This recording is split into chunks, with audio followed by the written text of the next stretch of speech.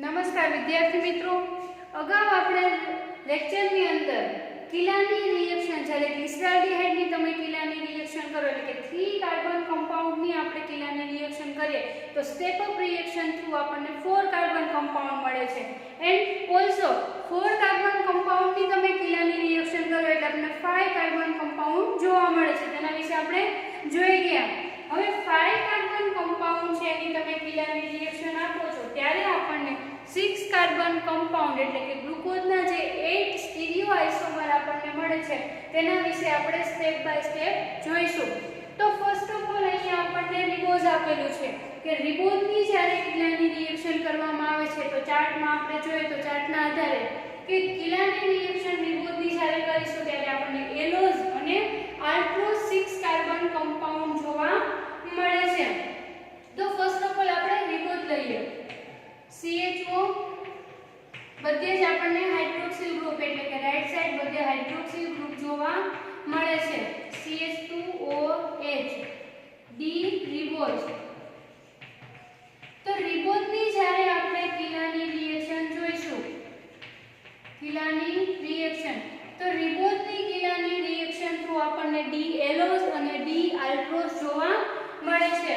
તો first of all D એલોઝ એટલે કે 6 કાર્બન કમ્પાઉન્ડ 1 2 3 4 તો 6 કાર્બન કમ્પાઉન્ડ આપણને જે જોવા મળે છે તો ફર્સ્ટ ઓફ ઓલ D એલોઝ નું સ્ટ્રક્ચર લખીશ.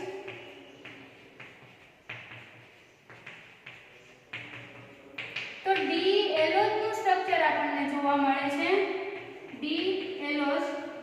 એન્ડ સેકન્ડ સ્ટ્રક્ચર આપણને D આલ્ટ્રોઝ નું જોવા મળે છે.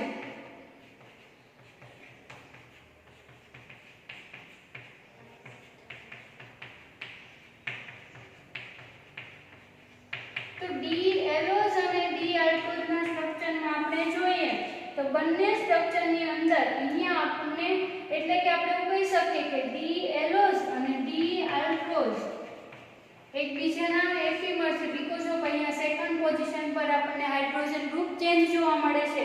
તો આજે આપણને મળે છે તો આના માટે આપણે કહી શકીએ કે ribose gives by Kiliani reaction to gives શું જોવા મળે છે આપણને કે D એલોઝ and D આલ્ટ્રોઝ આપણને જોવા મળે છે. હવે D એલોઝ અને D આલ્ટ્રોઝ છે તેની આપણે કઈ રિએક્શન આપીશું? ઓક્સિડેશનની. ઓક્સિડેશન રિએક્શન વિથ HNO3 એટલે કે નાઇટ્રિક એસિડની પ્રેઝન્સમાં આપણે D એલોઝ અને D આલ્ટ્રોઝનું જ્યારે ઓક્સિડેશન કરીશું ત્યારે આપણને ડાયકાર્બોક્સિલિક એસિડ પ્રોડક્ટ છે તે જોવા મળે છે. તો એના માટે આપણે કહી શકીએ કે D ribose react by Kiliani reaction કે D રિબોઝ આપણને કિલાની રિએક્શન આપે છે ત્યારે 2 gives D allose and D આલ્ટ્રોઝ.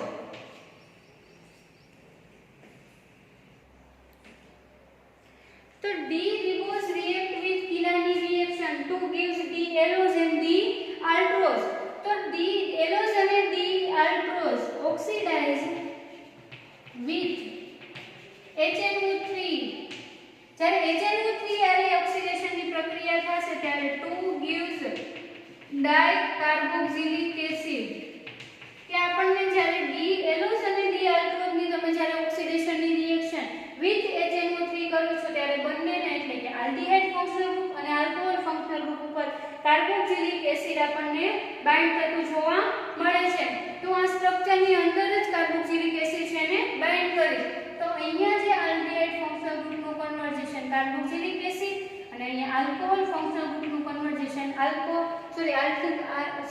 Carboxylic એસિડમાં જોવા મળે છે. એવી જ રીતના અહીંયા પણ ફંક્શનલ ગ્રુપનું કાર્બોક્સિલિક એસિડમાં કન્વર્ટ થતું જોવા મળે છે. એટલે સ્ટ્રક્ચરની અંદર ડાયકાર્બોક્સિલિક એસિડ આપણને જોવા મળે છે.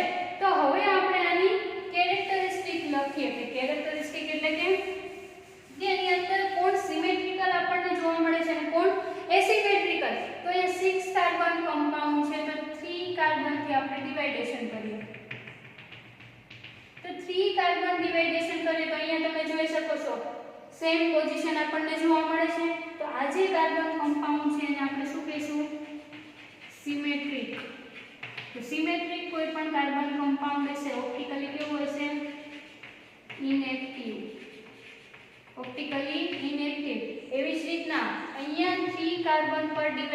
કરશું તો અહીંયા આપણને અહીંયા હાઇડ્રોજન છે ને અહીંયા OH ગ્રુપ છે તો ડિફરન્ટ જોવા મળે છે. તો આ કમ્પાઉન્ડ આપણને કેવું જોવા મળે છે? એસિમેટ્રિક. તો એસિમેટ્રિક નો મતલબ થશે ઓપ્ટિકલી એક્ટિવ. ઓપ્ટિકલી એક્ટિવ એટલે કે આપણને રોટેશન જોવા મળે છે. તો જ્યારે તમે ડી રિબોઝની કિલાની રિએક્શન કરો છો ત્યારે એલોઝ અને આલ્ટ્રોઝ આપણને પ્રોડક્ટ મળે છે અને એલોઝ અને આલ્ટ્રોઝનું જ્યારે ઓક્સિડેશન કરો છો ત્યારે જે મળતી પ્રોડક્ટ છે એ એક પ્રોડક્ટ સિમેટ્રિકલ હશે અને એક પ્રોડક્ટ આપણને એસિમેટ્રિક જોવા મળે છે. તો એવી જ રીતના આપણે ડી રિબોઝ બાદ અરેબિનોઝ છે તેનું આપણે કિલાની રિએક્શન જોઈશું. તો અહીંયા તમે જોઈ શકો છો કે રિબોઝ પછી આપણે અરેબિનોઝ કે અરેબિનોઝની જ્યારે આપણે કિલાની રિએક્શન આપીશું ત્યારે આપણને પ્રોડક્ટ ગ્લુકોઝ અને મેનોઝ છે તે જોવા મળે છે. તો અહીંયા આપેલું સ્ટ્રક્ચર આપણને અરેબિનોઝનું છે. તો અરેબિનોઝની જ્યારે આપણે કિલાની રિએક્શન એટલે કે સ્ટેપ અપ રિએક્શન આપશું ત્યારે એઝ અ પ્રોડક્ટ આપણને ગ્લુકોઝ અને મેનોઝ છે તે જોવા મળે છે. થર્ડ પોઝિશન પર હાઇડ્રોજન CH2OH અહીંયા આપણને ડી ગ્લુકોઝ જોવા મળે છે. એવી જ રીતના સેકન્ડ પ્રોડક્ટ આપણને ડી મેનોઝ છે તે જોવા મળે છે. તો મેનોઝની અંદર એટલે કે ગ્લુકોઝનો સેકન્ડ એપિમર આપણને મેનોઝ જોવા મળે છે એટલે કે સેકન્ડ અને થર્ડ પોઝિશન પર હાઇડ્રોજન જોવા મળે છે. CH2OH અને આપણે ડી મેનોઝ કહીશું. તો અહીંયા જ્યારે આપણે અરેબિનોઝનું કિલાની રિએક્શન આપીશું ત્યારે આપણને પ્રોડક્ટ ગ્લુકોઝ અને મેનોઝ મળે છે. તો હવે ગ્લુકોઝ અને મેનોઝ એટલે કે D glucose and D mannose oxidize with nitric acid HNO3 to gives શું મળે છે આપણને? Dicarboxylic acid. Dicarboxylic acid. તો હવે જ્યારે આપણે ગ્લુકોઝ અને મેનોઝ છે એની ઓક્સિડેશનની રિએક્શન કરશું એટલે કે આ ફંક્શનલ ગ્રુપ છે તેનું કન્વર્ઝેશન કાર્બોક્સિલિક એસિડમાં આપણને જોવા મળે છે. બાકીના કાર્બન પર જે હાઇડ્રોજન અને હાઇડ્રોક્સિલ ગ્રુપ છે તે એઝ યુઝ્યુઅલ જોવા મળે છે. હવે જે આપણને ડાયકાર્બોક્સિલિક એસિડ ફંક્શનલ ગ્રુપ મળે છે એની આપણે સિમેટ્રી ચેક કરીએ તો થર્ડ કાર્બન પર આપણે ડિવાઇડેશન જોઈશું. તો એ ગ્લુકોઝ જોઈએ તો ગ્લુકોઝ પોતે ઓપ્ટિકલી એક્ટિવ કાર્બન કમ્પાઉન્ડ છે તે અગાઉ આપણે જોઈ ગયા. તો અહીંયા આપણે એને પ્રૂવ કરી શકીએ છીએ કે લોઅર લેયર અને અપર લેયર અહીંયા હાઇડ્રોજન છે અહીંયા OH ગ્રુપ છે તો અપર લેયર અને ડાઉન લેયર છે બંને કેવા છે? ડિફરન્ટ ફોર્મમાં જોવા મળે છે. તો આને આપણે શું કહેશું? એસિમેટ્રિક. તો એસિમેટ્રિક કમ્પાઉન્ડ કોઈ પણ છે ઓપ્ટિકલી કેવું હોય છે? Optically active. તો આપણે ગ્લુકોઝના કન્ફિગ્યુરેશનની અંદર એવું સાબિત કરી શકીએ છીએ કે ગ્લુકોઝ પોતે ઓપ્ટિકલી એક્ટિવ કાર્બન કમ્પાઉન્ડ છે. એવી જ રીતના આપણે મેનોઝની અંદર વાત કરીએ તો 3 કાર્બન 3 નું આપણે ડિવાઇડેશન કરીએ તો અહીંયા આપણે જોઈએ તો બંને આપણને ડિફરન્ટ જોવા મળે છે એટલે કે એસિમેટ્રિક. તો એસિમેટ્રિક કાર્બન કમ્પાઉન્ડ હંમેશા ઓપ્ટિકલી એક્ટિવ આપણને જોવા મળે છે. તો જ્યારે પણ આપણે ડી અરેબિનોઝ એટલે કે 5 કાર્બન કમ્પાઉન્ડ આલ્ડો પેન્ટોઝની કિલાની રિએક્શન કરીશું એનું ઓક્સિડેશન કરીશું ત્યારે ઓક્સિડેશન જે પ્રોડક્ટ આપણને મળે છે બંને ઓપ્ટિકલી એક્ટિવ એટલે કે એસિમેટ્રિક આપણને જોવા મળે છે. અને અરેબિનોઝની મળતી પ્રોડક્ટ આપણને કઈ હોય છે? ગ્લુકોઝ અને મેનોઝ છે તે મળી આવે છે. તો હવે આપણે અરેબિનોઝ બાદ ઝાયલોઝની કિલાની રિએક્શન કરીએ તો ફર્સ્ટ ઓફ ઓલ અહીંયા ઝાયલોઝનું સ્ટ્રક્ચર લઈશું.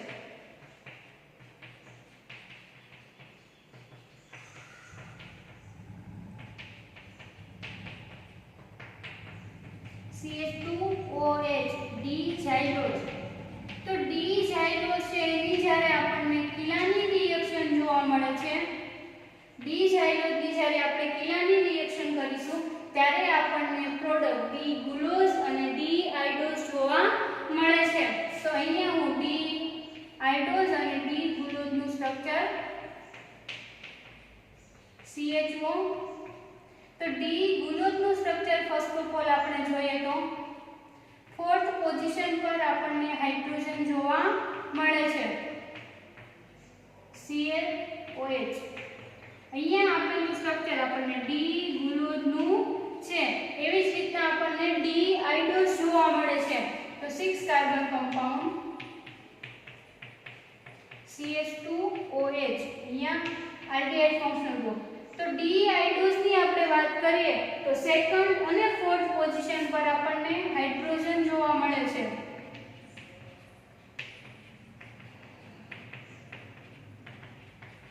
અહીંયા જે આપેલું સ્ટ્રક્ચર છે તે ડી આઇડોઝ નું છે. તો હવે જ્યારે આપણે ઝાયલોઝનું ઝાયલોઝની કિલાની રિએક્શન કરીએ છીએ ત્યારે ડી ગ્લુકોઝ અને ડી આઇડોઝ આપણને 6 કાર્બન કમ્પાઉન્ડ છે તે પ્રોડક્ટ મળે છે. હવે ડી ગ્લુકોઝ અને આઇડોઝ છે એનું આપણે કઈ પ્રોસિજર કરશું? Oxidation reaction with nitric acid. જ્યારે બંનેની ઓક્સિડેશન રિએક્શન કરશું ત્યારે ફંક્શનલ ગ્રુપનું કન્વર્ઝેશન આપણને કાર્બોક્સિલિક એસિડમાં થતું જોવા મળે છે. અહીંયા કાર્બોક્સિલિક એસિડમાં. હવે આપણે આની સિમેટ્રી ચેક કરીએ તો સિમેટ્રી જોવા જઈએ તો 3 કાર્બન પર આપણે એને ડિવાઈડ કરશું. તો અહીંયા તમે જોઈ શકો છો આપણને એસિમેટ્રિક ગ્લુકોઝનું સ્ટ્રક્ચર એસિમેટ્રિક જોવા મળે છે. એટલે કે ડાઉન લેયર અને અપર લેયર બંને આપણને ડિફરન્ટ ફોર્મમાં જોવા મળે છે. આને આપણે કહીશું એસિમેટ્રી. સિમેટ્રી આપણે કોના આધારે નક્કી કરશું કે કોઈ પણ કાર્બન પર એનો હાફ ડિવાઇડેશન તમે કરો છો ત્યારે અપર લેયર અને ડાઉન લેયર જો ડિફરન્ટ હશે તો કમ્પાઉન્ડ એસિમેટ્રિક, અને જો બંને સેમ હશે તો એને આપણે સિમેટ્રિક કહીશું. અને એસિમેટ્રિક કમ્પાઉન્ડ હંમેશા ઓપ્ટિકલી એક્ટિવ જોવા મળે છે.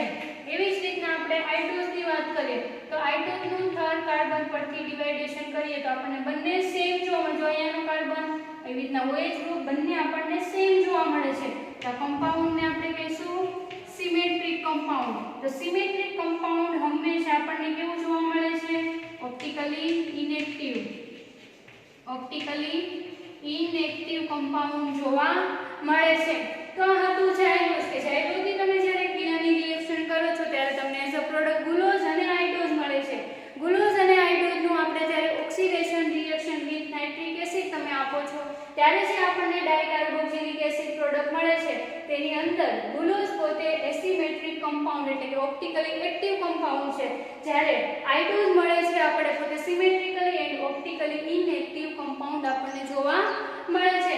એન્ડ લાસ્ટ હવે 5 કાર્બન કમ્પાઉન્ડ લાઇઝોઝ કમ્પાઉન્ડનું જ્યારે આપણે રિએક્શન આપીશું કિલાની ત્યારે કિલાની રિએક્શન થ્રુ લાઇઝોઝની આપણે રિએક્શન જોઈએ તો ડી લાઇઝોઝની જ્યારે આપણે કિલાની રિએક્શન કરીશું ત્યારે મળતી પ્રોડક્ટ આપણને ડી ગેલેક્ટોઝ એન્ડ ડી ટેલોઝ છે તે જોવા મળે છે. તો અહીંયા આપણે ઝાયલોઝ છે એની જગ્યાએ હવે ટેલોઝની કિલાની રિએક્શન જોઈશું. તો હવે આપણે લાઇઝોઝ છે તેની કિલાની રિએક્શન જોઈશું.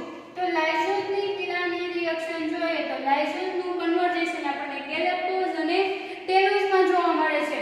તો ફર્સ્ટ ઓફ ઓલ અહીંયા સ્ટ્રક્ચર ગેલેક્ટોઝનું આપણે જોઈએ CH2OH. તો ગેલેક્ટોઝનું આપણે સ્ટ્રક્ચર જોઈએ તો ગેલેક્ટોઝ પોતે ગ્લુકોઝનો 4th એપિમર છે. તો એના સ્ટ્રક્ચરમાં આપણે વાત કરીએ તો અહીંયા હાઇડ્રોજન OH એવી જ રીતના 4th પોઝિશન પણ આપણને જોવા મળે છે. આ જે સ્ટ્રક્ચર છે એને આપણે ડી ગેલેક્ટોઝ કહીશું. D galactose and also D ટેલોઝનું સ્ટ્રક્ચર આપણને જોવા મળે છે CH2OH. તો ડી ટેલોઝનું સ્ટ્રક્ચર જોઈએ તો આપણને 3 કાર્બન પર હાઇડ્રોજન ગ્રુપ છે તે જોવા મળે છે. એટલે કે second, third and fourth position ઉપર હાઇડ્રોજન જોવા મળે છે. આને આપણે ડી ટેલોઝ કહીશું. તો લાઇઝોઝ છે એની જ્યારે કિલાની રિએક્શન થાય છે ત્યારે આપણને as a product D galactose અને ડી ટેલોઝ જોવા મળે છે. અહીંયા માત્ર 8 આઇસોમર જે ગ્લુકોઝના જોવા મળે છે. હાઇડ્રોજન અને હાઇડ્રોક્સિલ ગ્રુપની પોઝિશનના આ આધારે આપણે એની ક્લાસિફિકેશન જોઈ શકીએ છીએ, એના સ્ટીરિયોસ આઇસોમર છે તે જોઈ શકીએ છીએ. તો ગેલેક્ટોઝ અને ટેલોઝ છે એની જ્યારે આપણે ઓક્સિડેશનની રિએક્શન કરીએ તો ઓક્સિડેશનની રિએક્શન થ્રુ ફંક્શનલ ગ્રુપનું કન્વર્ઝેશન કાર્બોક્સિલિક એસિડમાં આપણને થતું જોવા મળે છે. ફંક્શનલ ગ્રુપ છે તે કાર્બોક્સિલિક એસિડમાં કન્વર્ટ થાય છે. હવે ફંક્શનલ ગ્રુપ જોવા મળે છે તેની આપણે ડિવાઇડેશન કરીએ, એની સ્ટીરિયોકેમિસ્ટ્રી અથવા એની સિમેટ્રી ચેક કરીએ તો અહીંયા તમે જોઈ શકો છો, અહીંયા હાઇડ્રોક્સિલ ગ્રુપ ફર્સ્ટ પોઝિશન પર છે તો અહીંયા હાઇડ્રોક્સિલ OH ગ્રુપ આપણને જોવા મળતું નથી પણ હાઇડ્રોજન જોવા મળે છે. તો ગેલેક્ટોઝ માટે આપણે કહી શકીએ કે અહીંયાથી જે લેવલ પ્રમાણે હોય છે પ્રમાણે અહીંયા છે નહીં, તો આ કમ્પાઉન્ડ કેવું થશે, અહીંયા એસિમેટ્રિક સેમ જોવા મળતું નથી, upper layer and down layer. તો કોઈ પણ કમ્પાઉન્ડ એસિમેટ્રિક હોય એનો મતલબ થશે પોતે ઓપ્ટિકલી એક્ટિવ છે.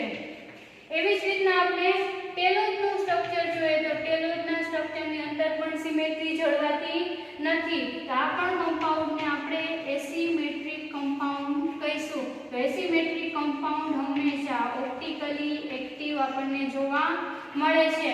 તો જ્યારે આપણે ઝાયલોની કિલાની રિએક્શન કરીએ છીએ ત્યારે આપણને ગેલેક્ટોઝ અને ટેલોઝ મળે છે.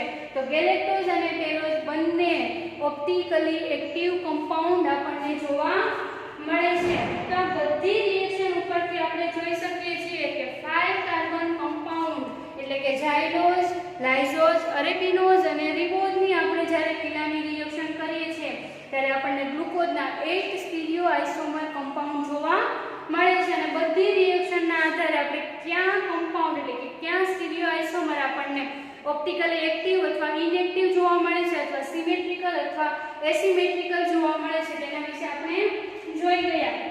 તો ફાઇનલી આપણે કન્ફિગ્યુરેશનના આધારે કહી શકીએ કે ગ્લુકોઝનું સ્ટ્રક્ચર આપણને જોવા મળે છે. એન્ડ લાસ્ટ કે ગ્લુકોઝના કન્ફિગ્યુરેશન માટે આપણે જોઈ શકીએ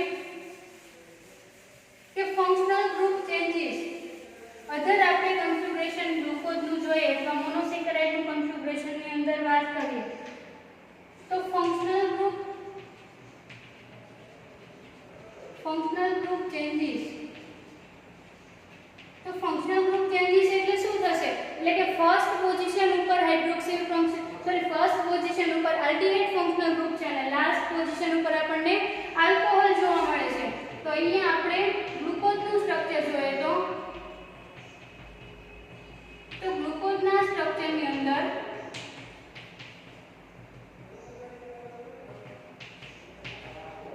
CH2OH તો અહીંયા આપણને ગ્લુકોઝનું સ્ટ્રક્ચર આપેલું છે. તો ગ્લુકોઝના સ્ટ્રક્ચરની અંદર આપણે ફંક્શનલ ગ્રુપ ચેન્જ કરીશું. તો ફંક્શનલ ગ્રુપ તમે જ્યારે ચેન્જ કરો છો એનો મતલબ કે અહીંયાનું જે આલ્કોહોલ ફંક્શનલ ગ્રુપ છે તે આલ્ડિહાઇડ જોડે જશે ને આલ્ડિહાઇડનું ફંક્શનલ ગ્રુપ આપણને આલ્કોહોલ સાઇડ છે તે જોવા મળે છે.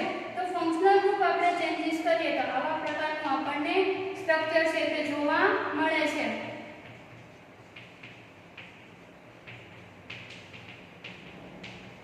CH2OH અને આપણે સ્ટ્રક્ચર નંબર 1 કહીશું અને સ્ટ્રક્ચર નંબર 2 કહીશું.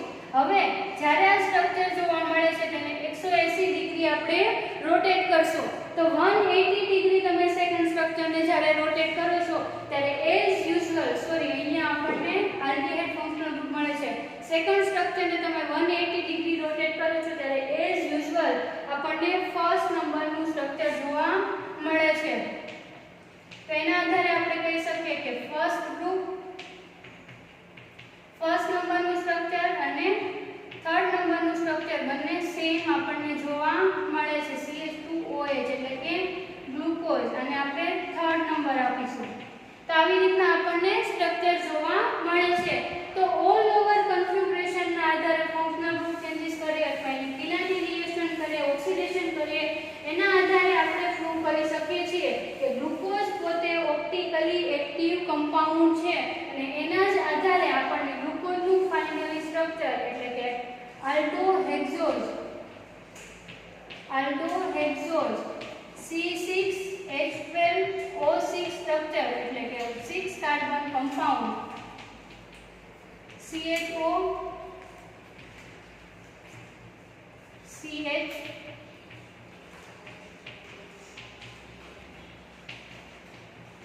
CH2OH આપણને ગ્લુકોઝ ગ્લુકોઝ છે તે આપણે સાબિત કરી શકીએ છીએ. તો ડિફરન્ટ રિએક્શન થ્રુ આપણે ગ્લુકોઝનું કોન્ફિગરેશન છે તે જાણી શકીએ છીએ. હવે અગાઉ આપણે આગળ આવતા લેક્ચરમાં આપણે ફ્રુક્ટોઝના કોન્ફિગરેશન વિશે જોઈશું.